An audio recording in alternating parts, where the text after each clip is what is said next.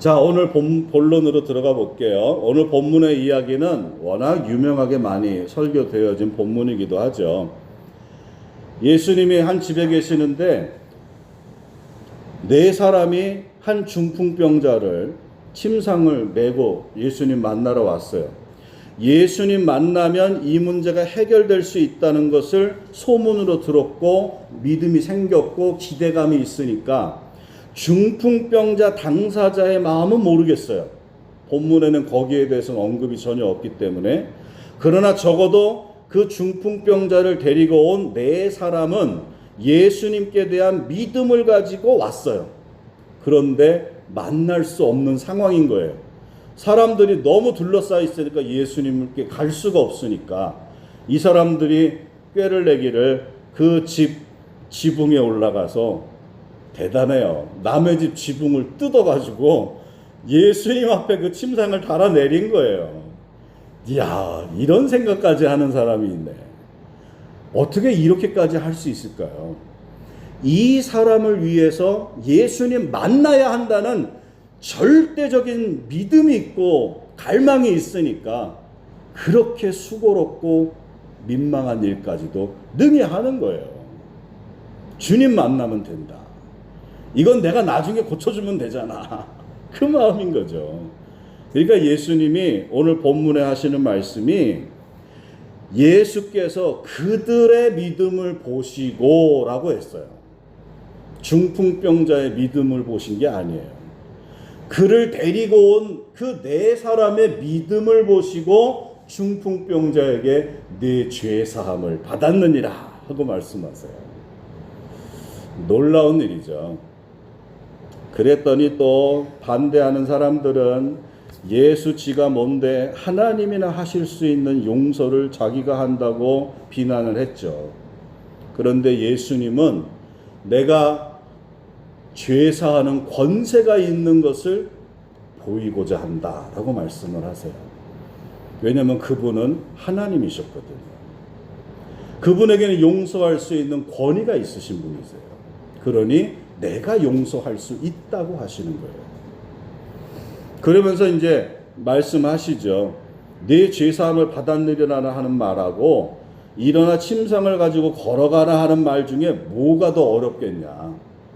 너희들이 눈으로 보는 육신을 가지고 있는데 뭐가 더 어렵겠느냐는 말이에요. 말로 공치사하는 건 쉬워요. 네 죄 용서받았어 라고 말해주는 건 쉬울 수 있다고요. 종교적으로는 욕먹을지 몰라도 쉬운 거예요. 그런데 예수님이 그런 권위가 있으심을 입증하시려고 중풍병자의 병도 고쳐버리십니다. 그 말은 중풍병자의 병을 고치는 게 목적이 아니라고 하시는 거예요. 성경을 보실 때 병 고침 자체가 목적인 적은 없어요. 그러나 필요하면 고쳐주시는 거예요. 여기에서 왜 중풍병자 병을 고쳐야만 했느냐? 예수 그분에게 죄를 사하는 권세가 있음을 보여주기 위해서, 입증하기 위해서 행하셔야만 했던 일이라는 거예요. 예수님에게는 죄사함의 권위가 있으세요. 그래서 예수 앞에 나오면 사죄의 은총을 받습니다. 첫 번째 잠깐 살펴볼게요. 자, 주님을 먼저 만나면, 제대로 만나면 제일 먼저 나타나기 시작하는 현상이 죄가 보이기 시작합니다. 주님을 만나기 이전에는 내가 죄가 있음을 깨닫지 못해요. 그리고 윤리 도덕적으로 특별히 나쁜 짓 하고 살지 않는 사람은 자기는 선하고 괜찮은 사람이라고 생각해요. 그러나 주님을 만나는 순간 죄의 본질이 보이고 내가 어떤 상태인지가 실제로 드러나기 시작합니다. 빛에 나가면 보이지 않던 티끌이 내 몸에 묻어있는 게 잘 보이는 것과 똑같은 원리예요. 거룩하신 주님 앞에서 그게 보이기 때문에 가만히 있을 수는 없는 거죠. 보이니까. 로마서 3장 23절에 모든 사람이 죄를 범하였음에 하나님의 영광에 이르지 못하더니, 성경은 분명히 단정적으로 말씀하세요. 모든 사람은 죄인이다. 그럼 우리는 반감이 생기죠. 죄의 본질에 대해서 예레미야 선지자는 이렇게 말씀했습니다. 예레미야 2장 13절 19절 내 백성이 두 가지 악을 행하였나니 곧 그들이 생수의 근원되는 나를 버린 것과 하나님을 버린 것과 스스로 웅덩이를 판 것인데 그것은 그 물을 가두지 못할 터진 웅덩이들이니라. 우리는 스스로 뭔가 해낼 수 있다고 생각해요. 그게 인본주의예요. 스스로 다 할 수 있다고 느끼고 생각하기 때문에 그것을 해내려고 해요. 그런 사람들에게 있어서 하나님을 믿음으로 한다는 건 어리석게 보여요. 기도 어리석게 보여요. 하면 되지 뭘 기도를 해 그런 걸. 이렇게 생각한다고요. 그러나 하나님은 하나님을 잊어버리고 스스로가 웅덩이를 파 자신의 삶을 가꾸어 내겠다고 하는 그것이 악이라고 말씀하세요. 네 악이 너를 징계하겠고 네 반역이 너를 책망할 것이라.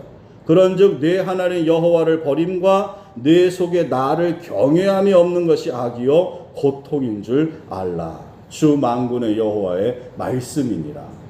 이 말씀은 창조 이래로 이 세상 끝날까지 동일하게 적용되는 말씀입니다. 하나님을 저버리고 내 스스로 잘 해보겠다고 하는 그런 생각으로 살아가는 사람은 이미 악을 행하고 있는 거예요. 하나님의 말씀이세요. 죄의 증거는 여러 가지가 있는데 한번 좀 죄의 증거들에 대해서 말씀드려 볼게요. 마태복음 5장 21절 22절에 보면 예수님이 산상수훈 가르침 가운데 이렇게 말씀하세요. 옛사람에게 말한 바 살인하지 말라. 누구든지 살인하면 심판을 받게 되리라 하였다는 것을 너희가 들었으나. 그렇죠? 그건 누구나 다 알죠. 나는 너희에게 이르노니 형제에게 노하는 자마다 분노하는 자마다 심판을 받게 되고 형제를 대하여 라가 이 어리석은 놈, 이 바보 같은 놈이라고 하는 자는 공회에 잡혀가게 되고 미련한 놈이라 하는 자는 지옥불에 들어가게 되리라. 예수님이 하신 말씀이에요. 우리가 잘 아는 산상수훈의 말씀입니다. 하나님의 말씀 앞에 우리가 겸손해지기를 원해요. 형제들에 대해서 쉽게 말하는 것을 하나님은 죄의 결과라고 말씀하세요. 하나님을 떠나는 결과가 형제들을 쉽게 말하는 거예요. 분노하고 비난하고 욕하고 우습게 여기는 것. 그것이 바로 죄의 결과물이에요. 마태복음 5장 27절 8절에는 이런 말씀하세요. 또 간음하지 말라 하였다는 것을 너희가 들었으나 나는 너희에게 이르노니 음욕을 품고 여자를 보는 자마다 마음에 이미 간음하였느니라. 자, 우리는 이제 본성을 얘기하죠. 아, 그거는 본능이야. 이성을 보면서 성적인 욕구를 느낄 때가 있어요. 그런 욕구를 가질 때가 있어요. 그런데 예수님은 말씀하세요. 그건 이미 간음한 거야. 그게 예수님 가르침이에요. 여러분 하나님 앞에 떳떳하세요? 이성을 보면서 성적 욕구를 안 가지시나요? 성적 욕구를 이성을 생각하며 갖고 있는 것 자체가 이미 하나님은 넌 간음했어 라고 말씀하신다는 거예요. 근데 놀라운 건 내 마음도 내 마음대로 안 돼. 내가 그걸 그 생각 그 마음을 가지고 싶어 갖는 게 아니고 그냥 내 속에 막 생기는 거야 그냥. 그래서 본능이라 그러죠. 그런데 그게 죄의 결과라는 거예요. 하나님을 떠난 죄의 결과이기에 내 맘도 내 맘대로 안 돼서 내가 하나님 앞에서 하나님이 기뻐하지 않으실 생각까지 그냥 하게 된다는 거예요. 요한일서 3장 15절에 그 형제를 미워하는 자마다 살인하는 자니 살인하는 자는 영생이 그 속에 거하지 아니하는 것을 너희가 아는 바라. 우리는 사랑해야 된다는 걸 다 압니다. 그런데 사랑하고 싶어도 자꾸만 밉고 싫은 마음이 드는 건 어떡하겠냐고요. 자꾸 미운 걸, 자꾸 싫어지는 걸. 그게 죄의 결과라는 거예요. 그러니 하나님의 말씀에 비추어 볼 때 누가 나는 선하다, 난 잘하고 있어라고 당당하게 얘기할 수 있겠어요. 그래서 주님을 만나면 그것들이 보이기 때문에 회개가 나오고 겸손해지고 그리고 나를 구원하신 주님 앞에 감사가 되는 거예요. 갈라디아서 5장 19절로 21절에는 자세하게 여러 가지 목록들을 얘기하는데 일일이 자세하게 다 설명을 하기는 시간이 그러니까 그냥 말씀만 읽어드려 볼게요. 육체의 일은 분명하니 곧 음행과 더러운 것과 호색과 우상 숭배와 주술과 원수 맺는 것과 분쟁과 시기와 분냄과 당짓는 것과 분열함과 이단과 투기와 술 취함과 방탕함과 또 그와 같은 것들이라. 적으려면 더 한도 끝도 없다는 거예요. 전에 너희에게 경계한 것 같이 경계하노니 이런 일을 하는 자들은 하나님의 나라를 유업으로 받지 못할 것이요. 왜 이렇게 말씀하실까요? 이런 죄의 결과들이 내 삶에 나타나는 근본 이유가 죄의 본질인 하나님을 떠나 있음으로 나타나는 열매들이니까 하나님의 나라를 갈 수가 없는 거예요. 그러나 예수를 믿음으로 성령이 임재하고 그분의 도우심으로 이러한 삶에서 벗어나면 성령의 열매가 맺혀지겠죠. 사랑이 드러나겠죠. 그런 사람들은 하나님의 나라의 백성이라고 하는 것입니다. 이 문제, 이 죄의 결과들의 문제와 죄의 본질이 되는 것을 해결하신 분이 계세요. 그리고 그 해결 방법이 우리가 상상하는 그 이상의 고통이었어요. 바로 예수님이십니다. 예수님이 인생의 이 문제와 가장 근본이 되는 죄의 본질적인 문제를 해결하기 위해 십자가에서 고통받고 못 박혀 죽으신 것입니다. 그 목적으로 이 땅에 오신 분이 예수님이세요. 마가복음 10장 45절 인자가 온 것은 섬김을 받으려 함이 아니라 도리어 섬기려 하고 자기 목숨을 많은 사람의 대속물로 주려 함이니라. 죄와 그 죄의 결과물들로 인해서 하나님의 축복을 받아 누리지 못하고 하나님의 나라를 경험하지 못하고 살고 있는 인생들에게 하나님의 나라를 베풀어 주고 싶어서 예수님이 죄값으로 대신 죽어주셨다는 거예요. 그러므로 이 말씀을 믿는 사람은 보혈을 힘입고 하나님 앞에 나가서 용서를 구하게 되는 것이죠. 히브리서 10장 9절, 19절로 22절에 그러므로 형제들아 우리가 예수의 피를 힘입어 성소에 들어갈 담력을 얻었나니 그 길은 우리를 위하여 휘장 가운데로 열어놓으신 새로운 살 길이요 휘장은 곧 그의 육체니라. 또 하나님의 집 다스리는 큰 제사장이 계심에 우리가 마음의 뿌림을 받아 악한 양심으로부터 벗어나고 몸은 맑은 물로 씻음을 받았으니 참마음과 온전한 믿음으로 하나님께 나아가자. 참마음은 진실한 마음을 얘기하고요. 온전한 믿음이라 하니 말은 충만한 확신을 가지고 나아가자는 거예요. 예수님의 보혈이 나로 하여금 새롭게 하시는 구원의 은총이라는 것을 확실히 믿고 그걸 의지함으로 하나님 앞에 나아가자는 거예요. 여러분을 초대합니다. 예수님 보혈을 힘입고 나아가세요. 나는 하나님 앞에 자격이 안 돼요. 하나님의 기준에 항상 인간은 미달이에요. 그래서 아들을 십자가에 죽게 하신 거예요. 네 힘으로는 안 되니까 내 아들의 피값으로 내가 너를 의롭다고 인정해 줄게. 그러니 아들 예수의 피를 의지하고 누구든지 나오기만 하면 내가 그 죄를 다 용서해 주고 내 자녀 삼아 주고 하나님의 백성으로 하나님의 나라를 너에게 기업으로 줄게. 하나님 마음이신 거예요.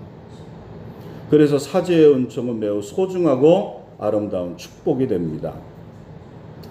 나아가서 예수님의 사제의 은총에 대해서 우리는 많이 지식으로 알고 있죠. 그게 누림이 되시기를 축복하고, 또 한편 우리가 기억해야 될 것이 있습니다. 많은 사람들이 그런 생각을 하는 것 같아요. 나 하나님께 용서받았으면 됐어. 나 하나님께 회개했어. 그러면 그걸로 끝이라고 생각해요. 과연 그럴까요? 다윗은 하나님을 신실하게 따라갔던 사람입니다. 그런데 하나님은 그가 하나님 앞에 범죄했을 때 그냥 용서하신 적이 없어요. 그가 철저히 회개한 걸 받으셨지만 그 죄에 대한 대가 지불을 하게 하십니다. 왜일까요? 그래야 온전함이 되기 때문이에요. 진짜 하나님을 믿고 진짜 하나님 말씀대로 행한다고 하는 건 삶의 결과로 보여지는 것이기 때문입니다.